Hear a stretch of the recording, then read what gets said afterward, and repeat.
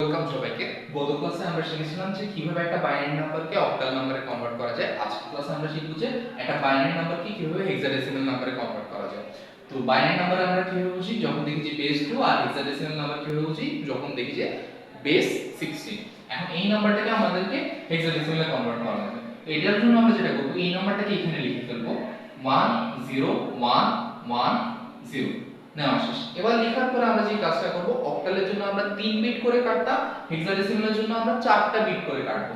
তো 4টা বিট থেকে এখান থেকে শুরু করে এই দিকে আমরা কাটার সিকোয়েন্সটা জানি কি, দশক পূর্ণ সংখ্যার জন্য এই দিক থেকে এই দিকে বিট কাটবো, আর দশকযুক্ত সংখ্যার ক্ষেত্রে এই দিক থেকে এই দিকে বিট কাটবো।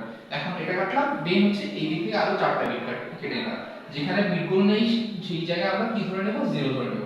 এখন হেক্সাডেসিমাল একটা কোড আছে। হেক্সাডেসিমালের কোড হচ্ছে 4 বিটের কোড। 4 বিটের কোড হচ্ছে 8421। এখন এই কোডের সাথে আমরা এই কোডটাকে কম্পেয়ার করব। এই কোডটাকে নিয়ে এখানে বসিয়ে দিই 0110 বসাবো। বসানোর পর আমরা কি দেখি, এখানে 0 মানে হচ্ছে না, নেই, আর 1 মানে হচ্ছে আছে। তার মানে 8 নেই, 1 নেই, আছে কি 4 আর 2। 4 আর 2 সাম করলে কত পাবো? 6 পাবো।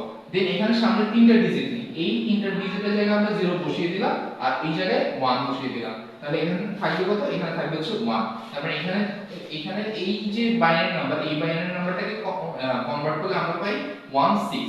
এখন যদি আমরা आंसर লিখি যে 1 0 1 1 0 বেস 2, এটাকে কনভার্ট করলে আমরা পাবো 1 6 বেস 16।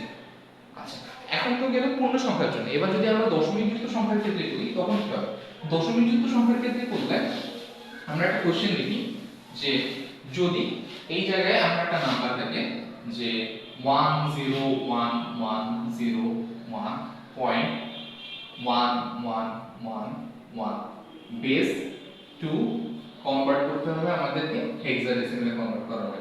হেক্সাডেসিমালে যদি কনভার্ট করতে হয় তাহলে আমরা ওই আগের মতো নাম্বারটা জাস্ট এখানে লিখব 10110.1111 লিখলাম। লিখার পরে এবার আমরা কি করব, আমরা জানি যে বিটগুলো কাটতে হবে। কয়টা করে কাটতে হবে? 4টা করে কাটতে হবে। 4টা বিটের যদি আমরা কাটি, এই দিক থেকে পূর্ণ সংখ্যার জন্য এই দিকে বিট কাটবো, আর দশমিক যুক্ত সংখ্যার ক্ষেত্রে আমরা এই দিকে বিট কাটবো। তার মানে এই দিক থেকে 4টা বিট কাটলাম, আর এই দিক থেকে 4টা বিট কাটলাম, আর এই দিক থেকে 4টা বিট কাটলাম।